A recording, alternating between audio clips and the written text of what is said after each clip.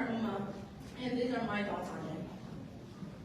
I think about the thoughts that keep me up at night, where the overthinking overtakes and drowns me in the emotions that can't be captivated into words but expressed through actions.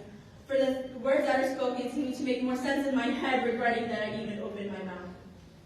I think about how coincidences aren't just coincidences anymore. Instead, they are living miracles within our lives, where faith is being tested and is also a part of believing to be a blessing in disguise. I think about the time period I used to bury their daughters alive, and it seems like times might have changed, but the pain of being myself hurts with every breath that I take. I think about before that I can get to a level of acceptance for myself that I need to give up my desires. Remember that at the end of the day, it is just me alone in my grave, and when everyone is gone, the hardship I endure on the first night is eased with the pain from this worldly life.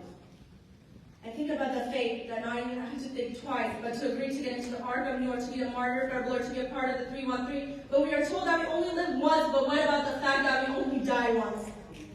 I think about how as long as you try to make an effort, Allah comes in clutch. He sees you working and trying, and there will be answers that come together and make sense. I think about for those whose egos get in the way, where we don't even try to understand each other besides hoping that we get our way.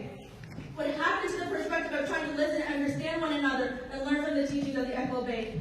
I think about how as a society we have come so far, yet from humanity we have just gone away further. I hear another genocide, shooting, or atrocity that's happening, and the world has become numb, turning a blind eye and having nothing done. It's become another orphan, another homeless person, or another refugee. Where has the empathy and sympathy gone to help one another?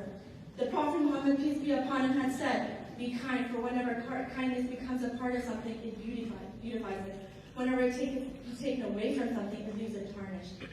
I think about why the first word revealed to the Prophet, peace be upon him, was Iqra, or read, as if we should strive to learn and attain knowledge. The significance of gaining it is so important in Islam, and where we should learn and educate one another and grow together as an ummah. I think about how sayings and paradoxes make more sense the older you get, where experiences and time start to add up. And you have the fear of trying to make it without running out of it. To the one who was born in the Kaaba and how he stated, "Do not let your difficulties fill you with anxiety. After all, it is only in the darkest nights that the stars shine more brightly."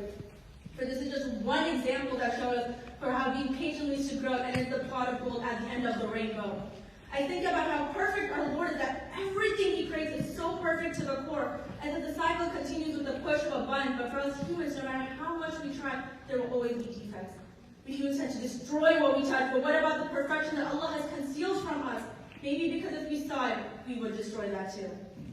I think about being bounded by this capitalist society where everything is so fast-paced and caught in a race. But what happened to the power of giving, the significance of charity, making more sense for us to give than to gain?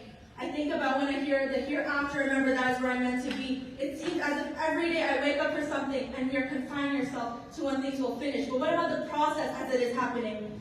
I think about Prophet Musa Islam when he was hesitant to go to Fir'aun for his list, but Allah told Prophet Harun to be with him. How Allah has been there to protect him, and yet where are we for those who don't have someone? We have to be more accommodating and inclusive. If we are one ummah, then let's unite and accept our differences.